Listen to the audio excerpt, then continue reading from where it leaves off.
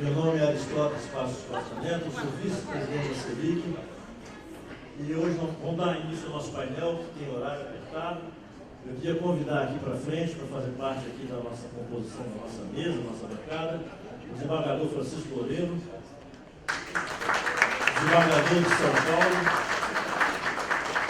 do Tribunal de Justiça de São Paulo. O desembargador Loureiro, ele é um estudioso da matéria, participou da comissão especial do CNJ quando da elaboração da Lei 14.382, portanto tem muita coisa a contribuir para a gente. Obrigado, desembargador, pela sua presença. Queria convidar o Meli Chalub, especialista em direito imobiliário, consultor nosso da CEBIC, parecerista, uma pessoa que entende muito da matéria. E queria convidar Sérgio Ávila. Sérgio Ávila é registrador de imóveis do Rio, 12º registro do Rio de Janeiro. Tem também participado de alguns painéis conosco, tive já o privilégio de participar de um painel com ele, com outros desembargadores de São Paulo, que é o desembargador Marcelo Berti, que esteve aqui da última vez. Bom, senhores, para dar início, hoje o painel da tarde vai tratar da Lei 14.382. Para quem não sabe, acredito que todos saibam, a Lei 14.382 foi a lei que mudou, introduziu alterações na Lei 4.591, na Lei 6015, na Lei 6766, e foi decorrente da medida provisória 1085, que foi discutida amplamente pelo grupo de trabalho do Ministério da Economia na ocasião. Nós participamos desse trabalho, eu e o Gama, e essa lei já está em vigor desde 2022. Todavia, é uma lei nova, que criou uma série de dispositivos que precisam ser bem compreendidos pelo mercado, mas principalmente pelos cartórios, pelos registradores. Por isso nós temos um registrador presente, temos um desembargador de São Paulo presente, temos um especialista em direito imobiliário, para que eles possam clarear para a gente o entendimento e a compreensão que eles têm das principais alterações da lei e que intervêm no nosso dia a dia, que mudam, portanto, a nossa vida como empresários e incorporadores da área imobiliária. Ok? Então, para não perdermos mais tempo e ganharmos tempo, eu vou passar a palavra ao desembargador Francisco Loureiro, que terá 15 minutos, desembargador, para poder discorrer sobre o tema. E o microfone dele está funcionando? Ok, não está funcionando. E dentre os temas que o senhor vai abordar, nós já conversamos aqui anteriormente, existem alguns polêmicos. Se o senhor puder dar a sua opinião, será muito importante para nós. Bom, eu agradeço o convite, boa tarde a todos, é um prazer estar com os senhores aqui. E é muito boa essa interlocução entre o setor da construção civil e o Poder Judiciário. Nós julgamos no Estado de São Paulo muito direito imobiliário. Eu, particularmente, sou desembargador da primeira Câmara de Direito Privado e uma das matérias de minha competência é o contrato de complemento imobiliário e a incorporação imobiliária. Portanto, é uma matéria do nosso dia a dia. Bom, o tempo de exposição é 15 minutos, graças a Deus, um tempo breve, né, para os senhores. Eu costumo dizer que todo réu tem direito a conhecer também da pena de você é 15 minutinhos só. Né? Então, a ideia da Lei 14.382, a ideia inicial dela, o preâmbulo da lei, a ideia foi regular o registro eletrônico. Esse é o centro da lei. Mas, além de regular o registro eletrônico, ela alterou duas leis importantes para o setor imobiliário, que são a Lei 6.015/63, que é a Lei de Registros Públicos, e a Lei 4591/64, que é a Lei de Condomínio e Incorporações. Mas o núcleo da lei visa alterar a parte de registro eletrônico, menos registro de imóveis, que já estava regulado anteriormente por outros dispositivos, e mais um setor que parece que não interessa a gente, mas interessa, que é a parte de registro de valores mobiliários. Interessa os valores imobiliários, interessam ao setor imobiliário, por uma única e óbvia razão, porque hoje os direitos creditórios de empreendimentos imobiliários são securitizados, são dados em garantia fiduciária, cessão fiduciária de crédito, para bancos, para levantamento de capital. E havia necessidade de um registro que eu pudesse ter certeza que aquele crédito já não fora dado em garantia ou cedido para um terceiro. Porque o registro de imóveis é muito fácil. Se você for ao 12º registro de imóveis, você quer saber a quem pertence o imóvel situado na rua tal, número tal, eu peço um indicador real, o oficial vai me dar uma certidão. Se eu quiser saber se o Dr. Melim tem um imóvel na circunscrição dele, eu peço uma certidão que aparece pelo indicador pessoal. Muito fácil. Porque eu tenho um limite territorial.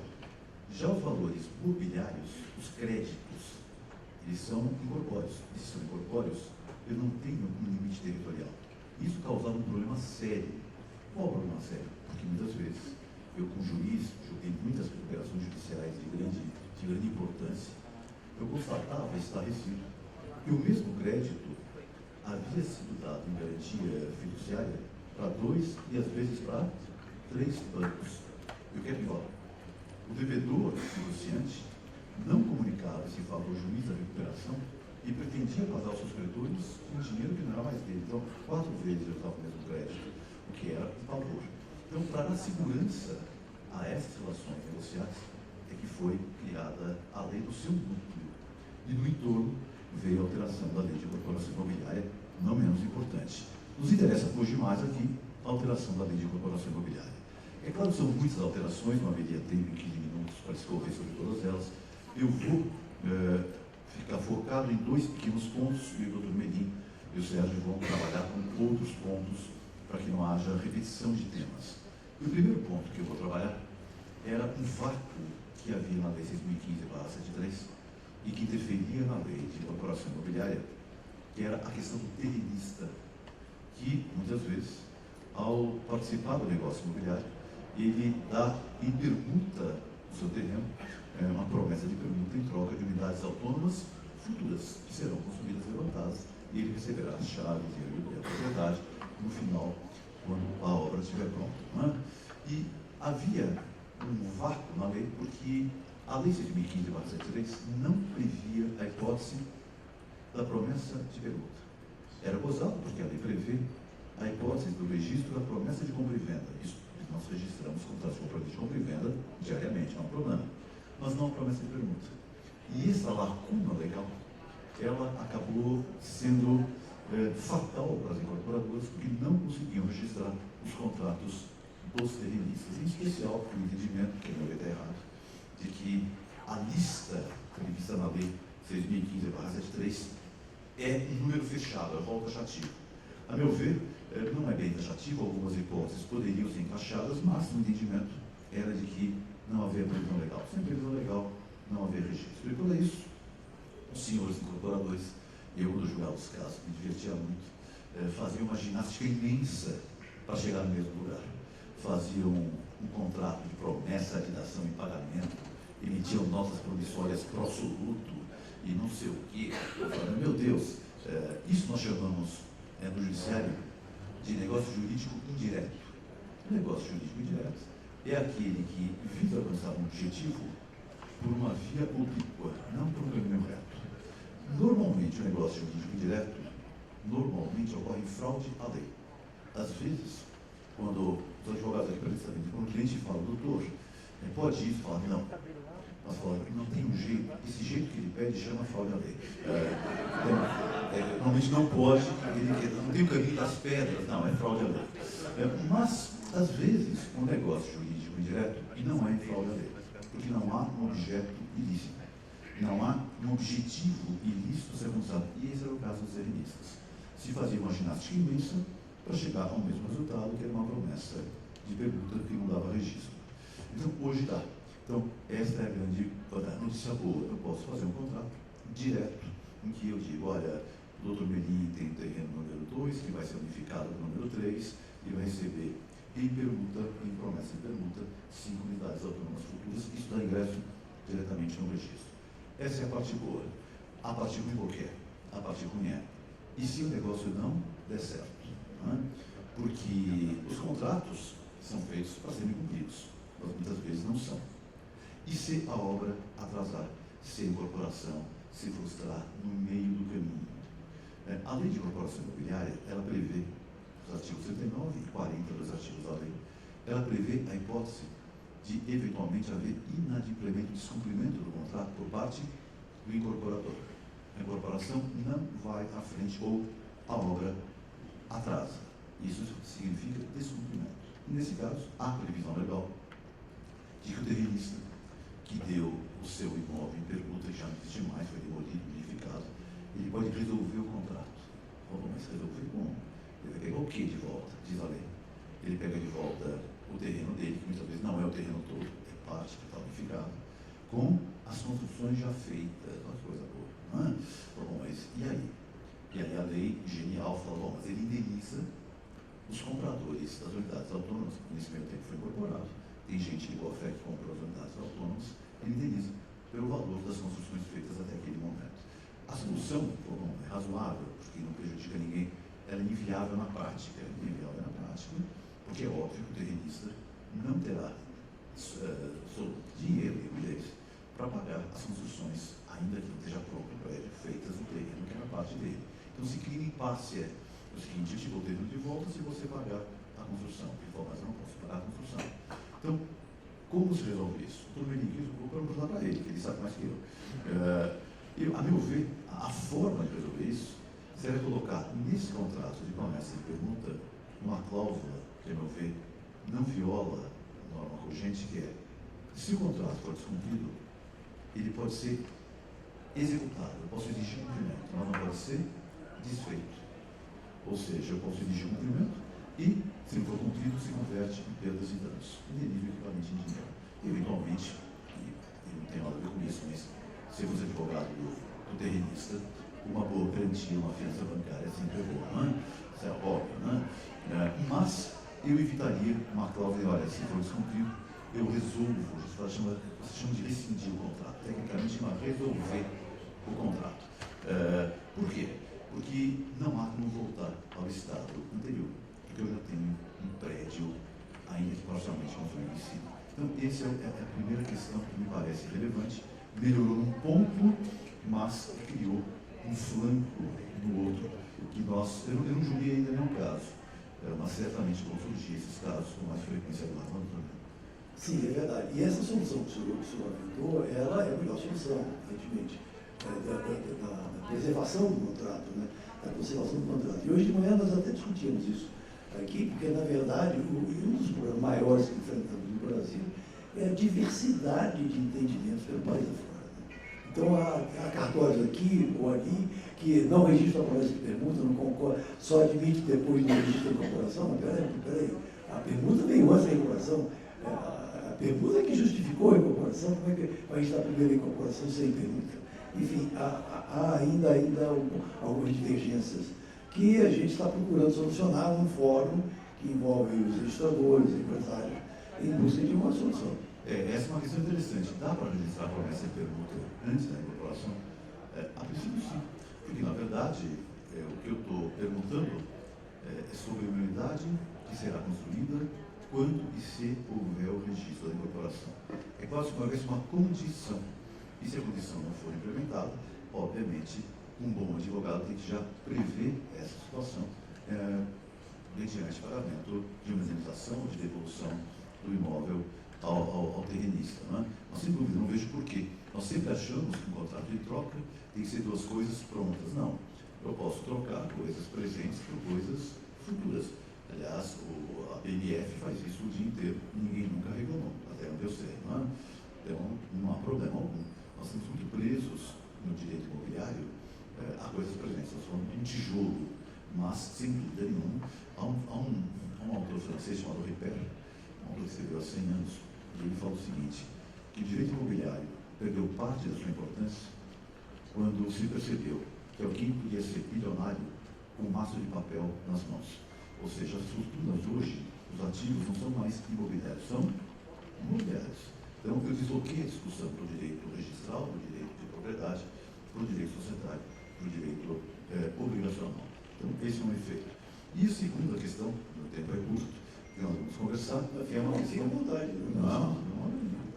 E o segundo tempo, a segunda questão, que o tempo é curto, é uma questão que não é propriamente da lei de incorporação, mas que causa, tira o sono de muito empreendedor imobiliário, que é a questão das diligências na aquisição dos imóveis que vão servir de incorporação imobiliária. Eu lembro que a lei 13.14.2 também mexeu numa lei de 2015 e trabalhou com uma figura que é chamada de conceituação de atos na matrícula e reforçou essa o artigo 54 especificamente, reforçou dizendo o seguinte: olha, há incolumidade jurídica quando na compra e venda se tira uma certidão imobiliária. E a certidão imobiliária está branca, ou seja, está limpa, não tem registro de uma demora, de uma disponibilidade, nada assim. Então, em tese, acabaram as diligências formosas nos distribuidores forenses, em que os incorporadores ficavam desesperados, os advogados ficavam desesperados e pediam certidões até a terceira geração, bisavô do vendedor, se tinha algum processo. Então, isso foi amainado, mas não foi eliminado. Então, é necessário ainda fazer alguma investigação? Porque a própria lei ela tem umas ressalvas. Ela fala, olha, não tirar certidões não é indício de fraude, é o que ela diz. Não tirar certidões forenses para saber se o vendedor tem alguma pendência judicial não é uma presunção de que a fraude. Não há aí um comportamento omissivo culposo, porque eu, legislador, dispenso isso. Eu dispenso as certidões. Mas, em certas situações, se a falta de certidões for acompanhada de outros indícios fraudulentos, sem dúvida nenhuma, os juízes vão reconhecer a fraude. Quais são os indícios que nós julgamos no dia a dia? Eu julgo fraudes o dia inteiro. As pessoas fazem e eu tenho que desfazer. Esse é o meu trabalho. Quais são os mais comuns? Primeiro, preço vil. Então, é imóvel que vale 10 e é vendido por 5. Segundo, alienação de imóveis sem transferência da posse. Então, eu prometo, eu faço a venda do Dr. Melim, mas não entrego a posse para o comprador. Eu continuo morando no imóvel. Eu falo, mas é estranho, você continua a pagar aluguel? Também não. O Dr. Melim é muito meu amigo, ele vai me deixar morando num belo imóvel por mais 10 anos. Isso é absolutamente comum. Terceiro, venda entre parentes. Normalmente, parentes conhecem a situação financeira um do outro. Tudo isso, somado à ausência de certidões forenses, pode levar ao reconhecimento da fraude. Em suma, as certidões forenses não são mais, ou melhor, a falta de não constitui mais um indício de fraude isoladamente considerada, mas, somada a outras circunstâncias, a resposta pode sim constituir um sério indício de fraude e levar ao reconhecimento ou ao desfazimento ou à ineficácia do negócio pelo Poder Judiciário. As diligências são mais simples, mas não morreram. Os senhores não perdem mais o sono. Basta tomar um Rivotril e podem dormir tranquilos. Obrigado a todos.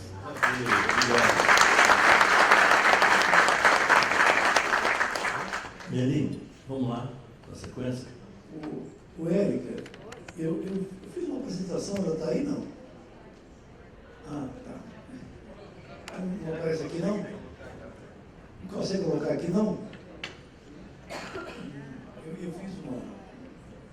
Só coloquei os pontos principais da alteração da lei, que todos nós conhecemos, e nós chegamos a discutir um pouco de manhã aqui em petit comité, no Conjur, na reunião do Conjur. Estão aí as inovações principais da lei, né? São as inovações principais que tratam do registro da incorporação, do registro memorial, como nota de constituição do condomínio. Também altera o artigo 68, que é muito importante, porque trata da incorporação imobiliária de conjuntos de casas isoladas ou geminadas, que já estavam previstos no artigo 68 na redação original da lei, mas apenas sinalizava para essa possibilidade sem regulamentar. Então agora está disciplinado, tal qual exigindo memorial de incorporação e com as adequações necessárias. Há também o terceiro ponto principal, é a caracterização da concretização da incorporação. Você se lembra? A lei falava sobre a concretização da incorporação e gerava mil dúvidas do que seja e o que seria a concretização da incorporação. A lei agora define, né?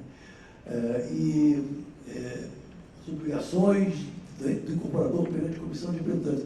Outra lacuna importantíssima foi preenchida pela lei, porque a lei no artigo 50 já previa, desde a sua redação original, a existência e funcionamento de uma comissão de representantes como gestora dos interesses dos adquirentes durante a Constituição, mas não obrigava o incorporador. Agora não, agora obriga a convocar uma Assembleia Geral, no máximo até 6 meses depois do registro da incorporação, lógico, a lei não diz, mas havendo vendas, havendo número suficiente para eleger uma comissão de representantes, pelo menos 3 membros, né? Trata das averbações e registros até o ABIS, alterando a redação do 237A, define os efeitos do ABIS, cancela, fala também do cancelamento do patrimônio de afetação. Eu vou me deter em alguns poucos pontos aqui, para depois passar para o Sérgio. Se marca meu tempo aí, por favor, Sérgio. Ok, me avisa aí, faltam uns 2 minutos. Bom, a mais importante alteração é no artigo 32. O que fez a lei nova? A lei nova compatibilizou a redação do artigo 32 com a redação do artigo 29. O artigo 29 caracteriza o contrato de incorporação como contrato de venda de frações ideais de terreno vinculadas a futuras unidades imobiliárias. Na realidade, a redação é um pouco distorcida, porque, a rigor, o que é vinculado são as unidades, as frações que são a coisa principal. Mas é assim que diz a lei. E o artigo 32 da antiga redação dizia que o incorporador não poderá negociar sobre unidades autônomas sem antes arquivar o memorial de incorporação, com aqueles documentos que nós sabemos. Então, agora, o artigo 32 dispõe que o incorporador somente poderá alienar ou onerar as frações ideais, ou seja, está compatibilizando com o objeto do negócio da incorporação previsto no artigo 29, as frações ideais de terreno e respectivas acessões, depois de haver arquivado o memorial de incorporação composto dos documentos tais e quais. Então, agora está compatibilizada essa redação, para deixar bem claro que o objeto do contrato de promessa de compra e venda, que é o contrato mais frequentemente utilizado, pode se convencionar a transmissão da propriedade ou título aquisitivo por outros meios, mas o principal é a promessa de venda. E, geralmente, é contratada tendo por objeto até mesmo as frações ideais e a unidade a preço certo e com prazo certo de entrega. A linha I desse artigo 32 foi alterada também, porque a antiga redação dizia que um dos documentos do memorial de incorporação era a discriminação das frações ideais, simples discriminação, mas na realidade a discriminação é uma identificação de cada uma das frações pelo seu valor numérico em decorrência de uma divisão. Porque o terreno é dividido em frações autônomas para formar o conjunto de frações que serão negociados. E nesse dispositivo, na linha I, a lei estabelece como elementos de caracterização desse condomínio formado pelas frações ideais os mesmos elementos de caracterização previstos no artigo 1332 do Código Civil. Ou seja, a destinação do imóvel, então terreno, vou voltar aqui porque acho que passou sozinho ali, passei para frente, a discriminação das frações e a descrição e caracterização das unidades imobiliárias.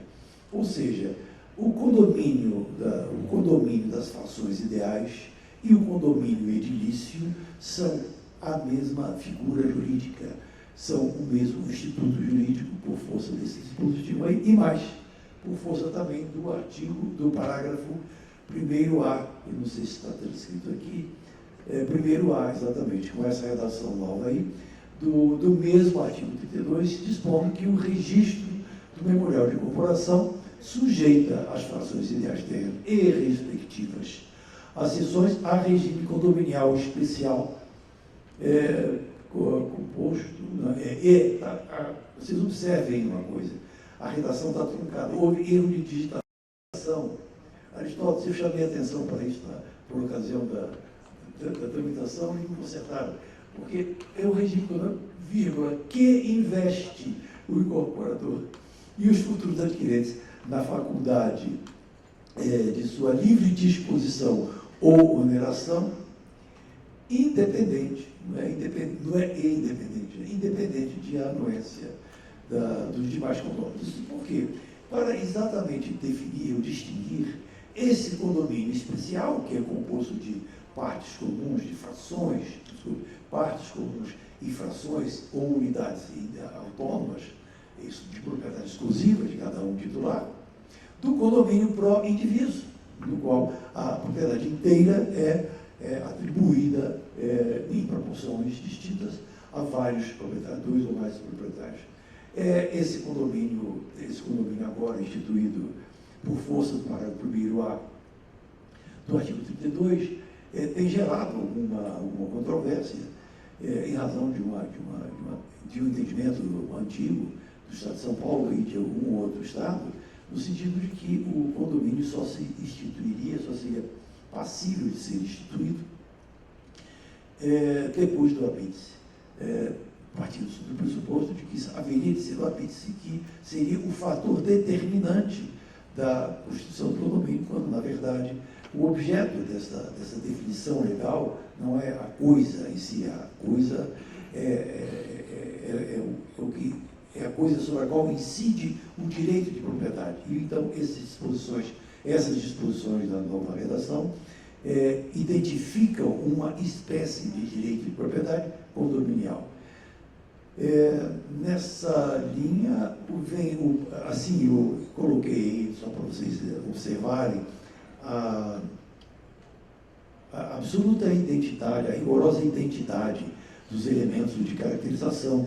Isso aí vai ser distribuído para vocês, mas só para vocês terem bem presentes a comparação entre os dois dispositivos, tanto o Código Civil quanto a Lei das Corporações definem e identificam o mesmo instituto, um direito de propriedade condominial, caracterizado por esses mesmos elementos, aí pouco importando o nome que se tenha dado a esses condomínios. Além dessa disposição, vem sim, nós temos agora, então, na Lei das Incorporações, com a nova redação do artigo 32 e do 68, adicionado a outras disposições, essas espécies de condomínio. Nós temos condomínio de conjuntos de apartamentos, salas, ou seja, de casas térreas ou assobradadas, casas, né? E também de lote de terreno.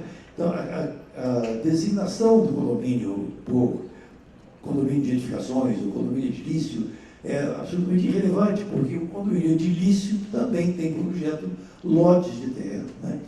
E também tem o condomínio em multipropriedade, que, de uma certa maneira, né, Baru, eu tenho a impressão que também se enquadra dentro da espécie do condomínio edilício, né? Porque é também uma divisão, só que neste caso aqui a divisão é determinada pelo tempo, pela duração da propriedade, né? São determinados pelas unidades específicas e pela duração do direito de propriedade dos condomínios.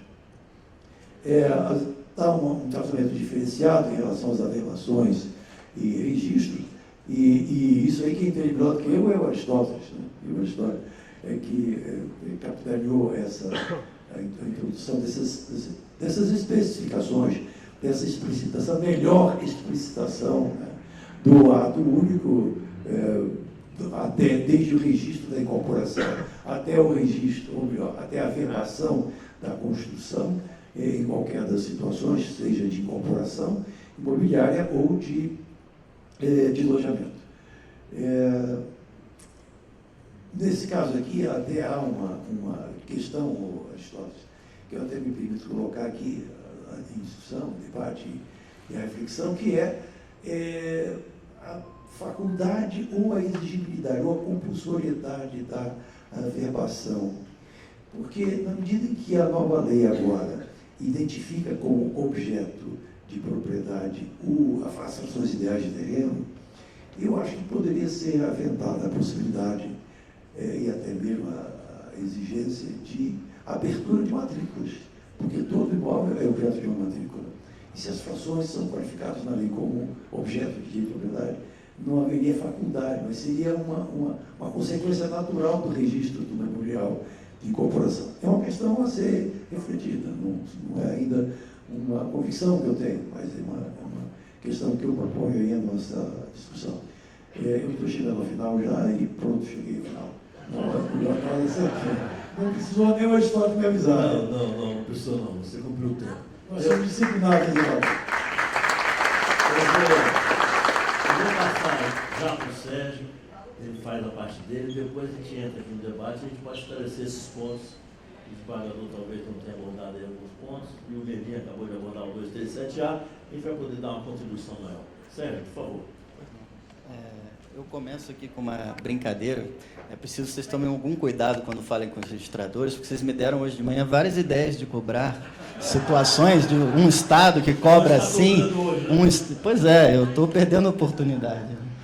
Então, mas eu acho que a relação entre o registro de imóveis e a construção civil é umbilical, né? O mercado imobiliário é o maior dos mercados, maior do que de automóveis, maior do que o agronegócio, maior do que eletrodomésticos. O Banco Mundial chega a dizer que, em alguns casos, 70% da riqueza de uma nação em desenvolvimento, em alguns casos, são os imóveis. Então, o registro de imóveis do Brasil tem total ciência da sua responsabilidade com a economia do país e com o setor da construção civil, que é um dos que mais movimenta e mais emprega e mais relevante para o nosso crescimento.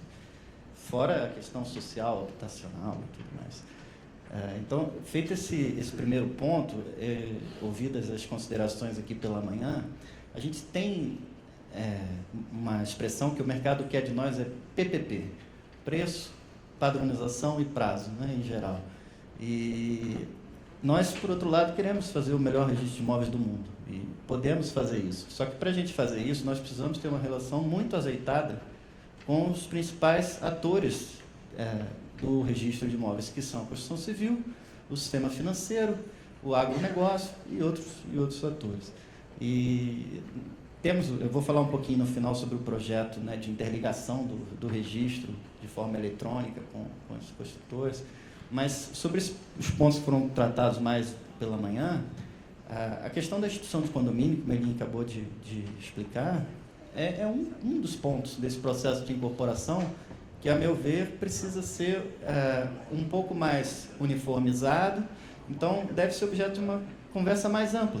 Nós temos a permuta, temos a abertura de matrículas, em que momento vai ser feito, tem atribuição, se no momento que momento se registra a convenção, se é minuta, se não é minuta, se nesse momento há uma atribuição das frações, das unidades às frações, se não existe. Tudo isso, quanto mais nós nos aproximarmos, melhor vai funcionar. E o registro de imóveis totalmente aberto a essa conversa. Sobre o ponto da permuta, Melim de manhã já colocou algo que sempre pensei também, essa dificuldade da inexistência de uma das pernas da permuta, né, que é a unidade. Não é nenhum problema, porque o Código Civil admite perfeitamente tanto a compra e venda quanto a garantia sobre coisa futura. O desembargador colocou um outro ponto agora, que a gente nem tinha se atentado, que é de que na reforma, agora expressamente na Lei 6.015, é possível o registro da promessa de permuta. Coisa que, a meu ver, também não mudou muito, porque a permuta é uma dupla compra e venda. Então, se a promessa de compra e venda era possível, a dupla compra e venda também era. Mas é um argumento adicional. E eu coloco um terceiro ponto, que é o fato de que a permuta é um contrato sinalagmático. Você não pode cindir a permuta e registrar só uma das pernas. Isso o registrador tem sempre em mente, porque muitas vezes um dos permutantes chega à serventia com o interesse de registrar só o seu imóvel, e a outra pessoa não está junto com ele. E a gente sempre tem que colocar que não é possível eu registrar o imóvel do outro, permutante, e ainda manter aquele imóvel em nome dele, ele ficaria com os dois. Então, não é possível cindir esse registro, assim como em outras ocasiões a gente pode cindir. Existe o que a gente chama de princípio da cindibilidade. No caso, por exemplo, de um formal de partilha, um dos herdeiros pode registrar só aqueles imóveis que couberam ao herdeiro na partilha e os outros em seguida. Então, isso também eu acho que faz o registrador ficar um pouco preocupado com o registro sem que haja ainda a unidade. Mas é possível, por exemplo, registrar uma permuta de um imóvel por um quadro. Então, Na verdade, a unidade existe, é uma coisa futura, tem possibilidade jurídica. Então, é só mais um ponto para se entender como isso seria possível e extremamente importante nós regulamentarmos essa questão, dentre outras, porque esse é um contrato que movimenta a construção no Brasil inteiro, e essas outras engenharias que se fazem são realmente fora da realidade do negócio, né? E geram problemas, riscos jurídicos, geram custos tributários que não têm já o melhor cabimento. O desembargador comentou também do artigo 54 da Lei 3097 e falou da questão do inadimplemento pelo incorporador de um contrato de permuta, que pode gerar essa necessidade de que o terrenista reverta a venda das incorporações. Mas a solução que o desembargador propôs, eu acho que é muito boa, ainda porque na Lei 3097 temos também o artigo 55, que gera uma espécie de efeito de saneador e gera uma garantia muito grande, muito positiva para o mercado brasileiro de construção, porque registrada a incorporação, as alienações e as construções de garantia em cima das unidades objeto de incorporação não podem, pelo artigo 55, ser objeto de evicção ou de declaração de ineficácia. Então, a solução mesmo para o terrenista, no caso de inadimplemento, seria executar algum outro tipo de garantia que não as unidades objeto de incorporação já adquiridas, né? Isso faz do registro imobiliário da incorporação algo extremamente seguro. E é isso que o mercado pretende. Eu até vinha conversando com o Melim no avião, eu tinha visto a apresentação dele, e que ele coloca a alteração do caput, no sentido de que agora houve a possibilidade. Eu fiquei preocupado, Melim, você vai defender que pode negociar antes do registro? E o Melim falou, não, eu vou justamente chamar a atenção que mantém a contravenção. Porque o que ocorre é muito parecido. Eu trabalhei antes na Comissão de Valores Mobiliários. O registro memorial de incorporação tem a finalidade de salvaguardar o mercado de golpes. E isso pode parecer uma restrição para o incorporador, mas, na verdade, é uma proteção ao bom incorporador, a vocês que são incorporadores regulares. E isso foi uma tecnologia que, junto com a alienação fiduciária, Melim é o pai da lei de alienação fiduciária, que propiciou que o mercado florescesse no Brasil. Em termos de tecnologia jurídica, nós estamos muito bem. Então, o registrador serve, assim como a CVM, no caso de uma oferta de valores mobiliários, a garantir a idoneidade do incorporador, a capacidade financeira do incorporador, regularidade jurídica do procedimento e da publicidade das condições daquele empreendimento para os adquirentes. Até sempre digo que no registro de imóveis a publicidade é indireta, mediante certidões, mas no caso da incorporação é uma exceção, porque qualquer um pode chegar no registro de imóveis e examinar todos os documentos da incorporação, porque é para isso que serve, entre outras finalidades, o registro da incorporação. E o registrador não vai julgar a qualidade da incorporação, quem vai julgar isso é o consumidor, que vai adquirir ou não o empreendimento. Mas a gente vai certificar de que aquela incorporação atende os requisitos legais. E há uma idoneidade, não há um golpe, porque é uma venda de um sonho, né, para o cidadão. Isso tem que estar protegido de alguma maneira. Por isso que só após o registro do memorial é que se pode negociar. E eu faço um gancho dessa questão com uma analogia que eu acho que é preciso que se faça, porque foi até uma proposta nossa. Nós tivemos, desde a MP do Ambiente de Negócio, no trabalho com o governo, para melhoria da nota do país no Doing Business, no relatório do Banco Mundial, que acabou suspenso, mas, ao que tudo indica, retornará esse ano com outra roupagem. E, desde dessa norma, na 14382, os registradores atuaram desde o início, por conta desse projeto. E nós, inclusive, defendemos redução de prazos no registro de imóveis. Defendemos o encaminhamento de títulos de forma estruturada para o registro. uma série de questões que afinam e melhoram a relação com a construção civil e o ambiente de negócios.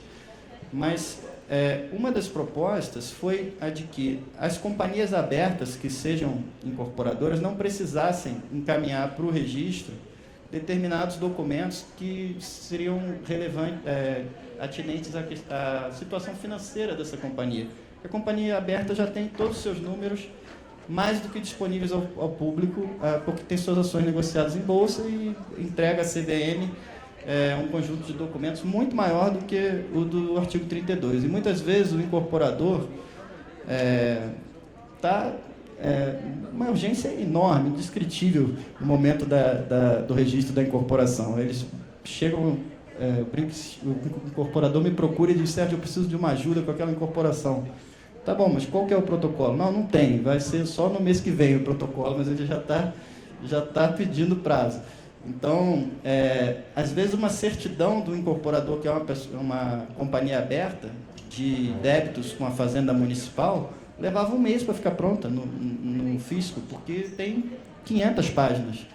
E isso não é mais necessário, porque, sendo incorporador uma companhia aberta, nenhum adquirente precisa dessa certidão para aferir a capacidade econômica e nem o registrador desse incorporador. Basta consultar as informações que já são públicas por natureza. E isso, por algum motivo, que eu desconheço, o Melim também desconhece, a gente acha que foi só um engano, entrou na lei de loteamentos, mas não entrou na 4591. E ocorre que justamente as incorporadoras que são companhias abertas em regra, né? Ainda não houve um movimento de loteadores ingressando nesse rol. Mas nas normas do Rio de Janeiro, a Corregedoria, por exemplo, já entendeu que também os incorporadores ficam dispensados de parte dos documentos do artigo 32 da 4591, justamente essa parte que diz respeito à capacidade financeira. Eu acho que é muito importante que a gente fale também do projeto, não sei se todos conhecem, de registro estruturado, né? O Kes falou hoje de manhã um pouquinho sobre um grande debate, um debate acalorado que tem havido sobre isso até no CNJ. E eu particularmente não entendo tanto por que tanta comoção em torno disso, porque já na lei do SFH, desde 64, há um dispositivo que prega o registro simplificado dos contratos do SFH, dada a finalidade social, e que deve ser feita a racionalização dos procedimentos para que esse registro seja registrado, diz a lei, desde 64, por resumos, por extratos dos contratos. E exatamente o que se faz hoje, o que se propõe hoje, só que na forma eletrônica, né? Os resumos dos contratos sejam encaminhados ao registro de imóveis. Isso eu acredito que seja o futuro do setor, o futuro do registro de imóveis. É uma interligação entre o sistema financeiro, a construção civil e o registro, de forma em rede. Pode ser uma rede até blockchain no futuro, isso não faz diferença, é questão técnica, mas hoje isso já ocorre, já são mais de 100 mil contratos registrados, e isso não só otimiza o registro, garante mais eficiência, mas também a liberação dos recursos, porque o retorno das informações do registro para o sistema financeiro é também estruturado. É uma loucura que a informação seja produzida no sistema financeiro em um sistema, com os campos todos estruturados, depois isso seja desestruturado em papel ou numa imagem, ainda que a imagem seja encaminhada eletronicamente. Isso vai ser novamente digitado, estruturado num sistema do cartório, para que seja novamente desestruturado numa certidão e encaminhado para o banco. E nós estamos nesse debate, é um debate em que a gente conta com os senhores, e acreditamos que isso vai reduzir o prazo de registro e otimizar a eficiência, possibilitar até redução de custos também, e tornar todo o processo muito mais integrado. Tá? Eu, então, encerro minha participação. Muito obrigado. Obrigado, Sérgio.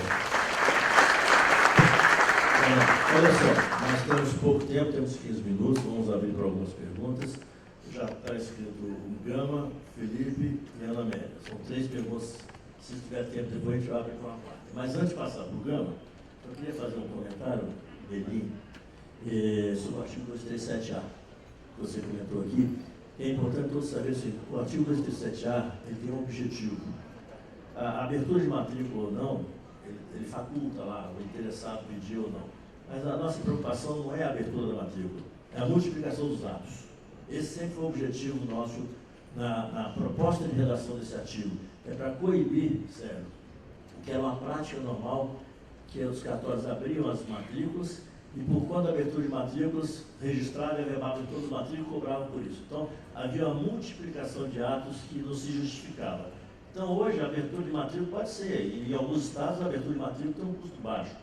Só que as averbações dos registros, até a conclusão da obra e a averbação da obra, inclusive, devem ser feitos na matrícula mãe. Podem até ser replicados nas matrículas filhas, sem cobrança adicional. Isso que o artigo quis dizer e que atendeu ao mercado para evitar aquela multiplicação de atos, que às vezes uma averbação de construção ficava um caminhão de dinheiro por conta de todas aquelas averbações que a gente fazia. Esse foi o objetivo do 237A, da forma que está regido.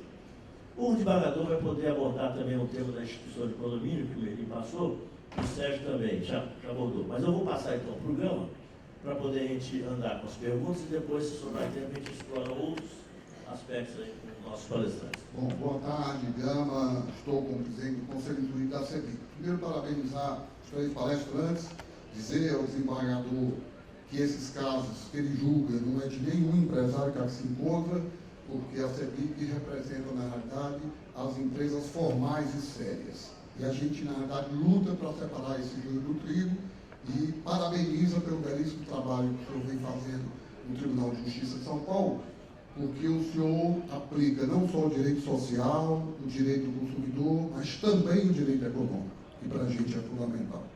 Para mim ficou a dúvida, quando o senhor falou que o SERP veio para resolver o problema do incorporador picareta, que saía, na verdade, vendendo a securitização de recebíveis para 2, 3, 4 bancos. Como é que isso se resolveu com o SERP? Essa é a pergunta para o amigo. Para o Melim, quero dizer para ele, Melim, que na sua apresentação você fez uma pergunta que você jogou para os universitários, que é exatamente a mudança do artigo 32. Ao sair de negociar para alienar, o que é que eu posso fazer? Eu, incorporador, dei entrada no meu registro da incorporação, posso abrir meu estande de vendas para apresentação ao mercado de corretores do meu produto, mesmo sem o registro ter saído? É uma pergunta que fica para o amigo. E mostrar que na sua apresentação também já veio a solução da instituição do condomínio junto com o registro. Porque no próprio 237A, ele deixa claro que, no caso de incorporação do condomínio edilício ou do loteamento, até a averbação da obra, será ato único. Condomínio edilício até a averbação da obra. Então, o condomínio edilício existe essa averbação da obra. Então, ratifica o seu funcionamento. E para o Sérgio Ávila, na verdade, eu queria também ouvi-lo, ele já falou um pouco, mas é importante ouvir também até o funcionamento do desembargador, porque existe um parecer do Tribunal de Justiça de São Paulo enviado para a Corregedoria Geral de Justiça, condenando exatamente os estragos. Né? Por que disso? Nós estamos, na verdade, na era da informação, na era da tecnologia, saindo da área, na verdade, do digital. Né? Então, isso seria um retrocesso muito grande. Eu queria ouvir também a posição do desembargador, não quero colocá-lo em saia justa, mas ele, como, na verdade, um doutrinador, o que ele pensa também em relação aos extratos eletrônicos. Eu pergunto a vocês, dá para ouvir as outras perguntas ou o senhor prefere responder uma? Acho melhor respondemos uma a uma, né? Então tá, Eu quero dizer que os desembargadores não têm saia justa, têm toga justa. Mas é o seguinte, quando nós falamos de devedores de geral, não falo do incorporador vigarista, nem poderia falar uma coisa dessa. Eu fui juiz durante muitos anos, presidi a Câmara Empresarial de São Paulo, que julga as recuperações de falências de todo o Estado. E lá eu me deparei não só com consultoras, mas com empresas em geral, que, padecendo de uma situação financeira precária, começavam a dar em garantia os seus recebíveis, e muitas vezes duplicavam essa garantia sobre o mesmo ativo. Na parte imobiliária é possível, porque o registro constitutivo eu tenho um lugar único, se não tiver registrado, não tem eficácia para terceiros. Mas, nos bens móveis, isso era viável, porque eu presidia no primeiro RTD registrar um contrato e no quinto RTD registrar um mesmo contrato, ou melhor, um mesmo ativo em favor de outro credor, que não há um lugar único, um repositório único, como é a proposta da lei. Então, essa é a ideia da lei. No que se refere à questão da instituição de condomínio e da adequação da obra, eu concordo inteiramente. Quando nós fizemos o projeto de lei, isso foi amplamente debatido, e a ideia é que se registre a incorporação e, no momento da conclusão da obra, com a BITS, se a verba na matrícula, aquela obra já concluída que se refere à incorporação. Pode ser, bom, mas se houver alguma alteração, como frequentemente há, na execução da incorporação, isso pode acontecer, não há problema nenhum. A adequação serve para isso, para modificar um registro existente. Então, a adequação, eventualmente, olha, houve alteração na área comum, que não é X, é Y, foi criada mais uma unidade autônoma e por aí vai. Quanto às aberturas de matrícula, eu, pessoalmente, quando examino a matrícula-mãe de um grande empreendimento, eu acho que é uma coisa, é uma loucura. Se eu que sou especialista na área, sou juiz da área imobiliária, tenho dificuldade, imagino o leigo. Então, a ideia da matrícula, já no registro da corporação, antes da inscrição, antes da aprovação, da conclusão da obra, a ideia é limpar a matrícula. Mas se não der certo a incorporação, se não der certo, nós cancelamos a matrícula. Nós podemos cancelar a matrícula, não há problema. Quantas dezenas de matrículas já não vem determinado cancelamento? Não há problema algum. A ideia é evitar uma poluição, que uma matrícula tenha, se for um grande empreendimento, tenha 300, 400 atos lançados, que eu tenho que procurar onde está aquele que dá sequência ao outro, no caso de sessões sucessivas. Isso não é bom. Tudo que é muito complexo gera confusão e pode até gerar um erro para o próprio célula do registro, se perder uma sessão completa. Então, eu acho que a questão é menos da abertura da matrícula, a questão é de limpar o registro e tornar mais transparente. Agora, a questão dos emolumentos, eu concordo plenamente. Eu acho que a ideia é que houvesse uma cooperação única. Eu sei que tem uma grande discussão. Essa discussão já havia, porque os estados cobravam de modo diferente e a ideia foi unificar o procedimento em todo o território nacional, mas acabou tendo uma certa resistência interpretativa e que eu discordo pessoalmente, mas eu também não tenho, o poder normativo, eu posso julgar os meus casos, eu não posso determinar que a Corregedoria Nacional a fluidência naquele sentido. Né? E quanto aos extratos, eu pessoalmente sou favorável. Eu acho que os extratos facilitam, acho, no entanto, que eles não estão imunes à qualificação, ou seja, essa qualificação oficial do registro, verificando se há alguma ilegalidade, sempre haverá de forma, obviamente, mais simples, quando há um extrato, de forma mais complexa, quando é um contrato atípico, é um contrato diferente. Eu não vejo, pessoalmente, grande problema nessa questão. Gama, desculpe, eu realmente anotei para falar sobre isso. Esse ponto a gente falou até de manhã e acabei esquecendo, porque preocupado com a hora. Realmente a lei alterou o caput do artigo 32, que falava negociar, passando para vender ali na rua, mas não alterou outros aspectos que dizem respeito à negociação, que tem um sentido mais amplo. Por exemplo, o parágrafo 3º do mesmo artigo 32 dispõe que, e além disso, o registro memorial, o prévio registro memorial, até para negociar, diz que qualquer anúncio, qualquer publicidade deve divulgar o número do registro memorial.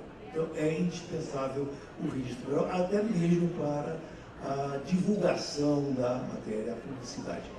Por outro lado, tem um dispositivo importantíssimo, que são os artigos 65 e 66, não me lembro especificamente qual dos dois, que tipifica como crime ou contravenção, agora não me lembro, e é preciso cuidado com isso. 66, inciso 1, que caracteriza como contravenção penal a negociar sobre antes do registro memorial. Então, é um ponto de atenção muito importante para vocês não se iludirem quanto a essa alteração da redação do caput 32. Continua sendo tipificado como contravenção penal negociar sem o registro memorial, isso articulado ao parágrafo 3º, que dispõe que deve constar o número do registro da incorporação em toda a publicidade. É só essa questão para mim, né? Eu só queria chamar mais a atenção de um aspecto que o Sérgio levantou aqui, com muita propriedade, que é o artigo 55. O artigo 55 da Lei 13.097 é de suma importância na defesa do mercado consumidor das incorporações imobiliárias, porque ele diz que não se opera os efeitos da ineficácia, não se opera a ineficácia e nem os efeitos da edição em relação aos imóveis objeto de incorporação imobiliária. Ele protege o adquirente do imóvel no regime da incorporação até mesmo diante de eficção e de ineficácia do contrato de aquisição do terreno, ficando subrogado o crédito dele, do alienante, nos direitos de crédito do incorporador. Muito importante o artigo 55 da Lei 13.097. Essa segurança, né, Melins, ela vira um produto do mercado imobiliário. E isso se reflete numa maior qualidade, até numa possibilidade de preço melhor, porque é um produto mais seguro do que qualquer outro. Sobre a abertura de matrícula, de fato, não faz sentido se trabalhar com uma matrícula mãe, mesmo o registrador teria muita dificuldade, desembargador. Mas em alguns estados era proibido abrir a matrícula. Hoje, com a 13482, isso ficou resolvido em todo o território, mas não ficou muito bem resolvido. Eu defendo como Melim, no sentido de que seria obrigatório abrir essa matrícula para as unidades depois do registro da incorporação, mas a lei disse que é facultado e depois disse que se o registrador não abrir de ofício, ele pode ficar aguardando o requerimento para poder cobrar. Isso não interessa a ninguém, porque o registrador não fica incentivado a abrir as matrículas, ele fica incentivado a aguardar. E vocês, por outro lado, têm medo de abrir as matrículas por causa da cobrança de diversos atos, mas o que já está resolvido com 237A. Então, abrir as matrículas em si não é um problema para vocês, pelo menos não deveria ser, né? Então, a gente deve buscar, para que o sistema funcione adequadamente, que as matrículas sejam abertas. E aí, o 237A vai garantir que isso não gere prejuízo, porque o intuito do 237A é o seguinte: olha, não faz diferença se o cartório abrir ou não matrícula. Isso não vai fazer diferença em termos de emolumentos. Essa é a razão do dispositivo. Então, a abertura de matrículas seria o ideal que nós conversássemos e chegássemos a uma solução para padronizar isso, porque hoje o registrador abre a matrícula quando ele entende, e ele não avisa nem a construtora nem o banco. Na hora que vai se fazer o contrato, o sistema financeiro não sabe se aquele imóvel já tem uma matrícula ou se ainda está na matrícula mãe. Isso é um outro problema. E o que eu defendo particularmente é que a matrícula deveria ser aberta não exatamente no momento do registro da incorporação, para não atrasar ainda mais esse momento, que é muito crítico. O prazo do registro da incorporação é muito crítico para o incorporador. Mas logo após, registrou, e aí o que nós estamos fazendo lá no 12º Rio de Janeiro é exatamente o seguinte: nós combinamos isso inclusive na capital, com todos os oficiais recentemente. A gente registra a incorporação e já no registro da incorporação traz uma tabela na matrícula mãe com todo o esqueleto do prédio, matrícula e apartamento. E essas matrículas vão ser abertas logo depois da entrega do registro. Já entrega o registro, o incorporador pode receber uma parte relevante do financiamento da produção, pode alienar as unidades e a gente já abre as matrículas. Mas já no registro ele já sai com todo o rol de matrículas do prédio. Sobre os estruturados, eu só gostaria de acrescentar, como disse o desembargador, que para nós, do registro de imóveis, não causa nenhum receio para a nossa atividade, porque o que o registro estruturado evita é que eu tenha uma pessoa digitando de novo aquilo que já estava no sistema do banco. Isso não atinge a minha atividade jurídica. Então, é só deixar isso muito claro, que às vezes as pessoas confundem, e talvez por isso parte da oposição que se faz, mas é totalmente desarrazoada. Isso não atinge de modo algum a atividade do registrador de imóveis, muito pelo contrário. Tá bom. Olha só, o tempo nosso está acabando, nós temos poucos minutos. Felipe e Maria Amélia, os dois fazem a pergunta rapidinho, por favor, nada de palestra, pergunta, e eles vão responder dentro do tempo. Boa tarde a todos. Meu nome é Felipe Cunha, sou assessor de jurídico da ADM Pernambuco. E aí eu queria fazer uma pergunta objetiva para o desembargador. sobre a questão da segurança jurídica, né, do princípio da concentração dos atos na matrícula, que a princípio, embora algumas pessoas acreditem que não, mas o advogado ele gosta de simplificar, ou tenta ao menos simplificar o máximo possível, certo? Então, quando veio a alteração, a possibilidade de que a boa-fé está ali, o ato que não estiver registrado na matrícula, então o terceiro adquirente de boa-fé está protegido, mas na verdade nem tanto.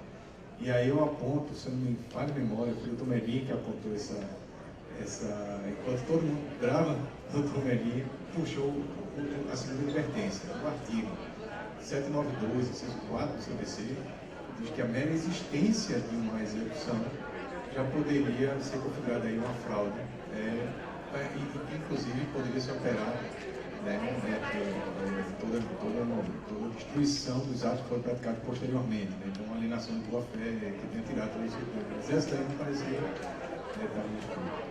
O 7921 do Código de Processo fala a fraude à execução na pendência de uma ação capaz de levar o devedor à insolvência. Esse é o termo.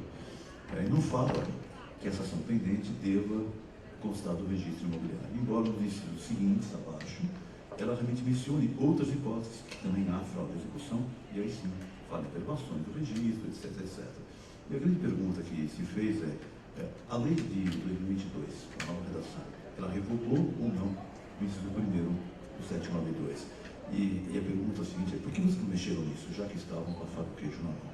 Simples, não mexemos nisso. Pelo Código Civil, uma lei complementar.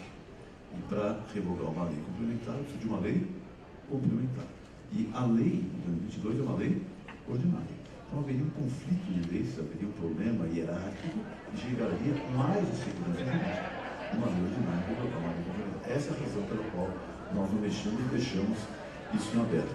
A pergunta é a seguinte: está revogado esse dispositivo? A resposta é não. Mas ele deve ser compatibilizado com a lei de 2022. Se já houver uma ação capaz de reduzir o devedor à insolvência não averbada na lei, a princípio não há fraude. Só haverá fraude se a existência da ação vier acompanhada de outros indícios de fraude, tais como a venda de parentes, a venda do preço vil, a venda sem a prova do preço, que é muito comum, que é uma simulação, e por aí vai. Porque, caso contrário, há uma outra figura, não no Código de Processo, no Código Civil, no artigo 68 do Código Civil, que é a fraude não a execução, a fraude contra credores, lá no artigo 68. São pessoas que, antes do ajuizamento da ação, esvaziam o seu patrimônio para lesar os credores. Aí uma ação. Será que esses artigos estariam revogados? A resposta é claro que não. Só que eu devo fazer prova do quê? De que houve esvaziamento intencional para fraudar os credores. A ausência de certidão é um indício somado a outros. Isso é o problema. Por favor. Oi? Amélia Garcês, ADM Bahia.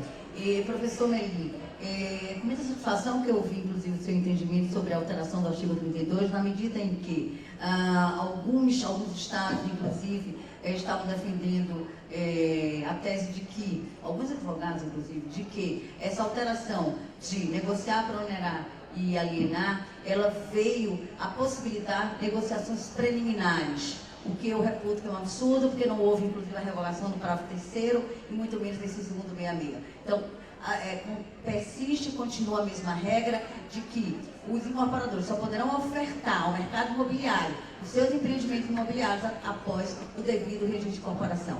Eu, inclusive, ia defender, até Gama me sugeriu, e acabou a gente adiando e não tem no conjunto essa tese devidamente firmada. Então, eu vou sugerir ao Gama, o novo presidente, que seja, no caso, relatado essa matéria especificamente, para que o conjunto decida realmente esse entendimento majoritário com o qual eu comungo integralmente com o professor Melim. Doutora Maria Amélia, nós juízes seríamos implacáveis com a venda antes do registro de incorporação.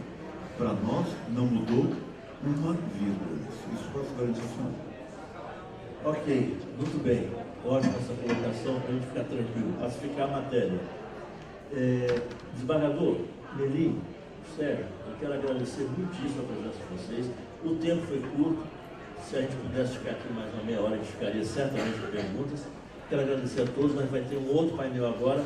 Alguém gostaria de fazer alguma colocação final? Não? Obrigado a vocês pela presença.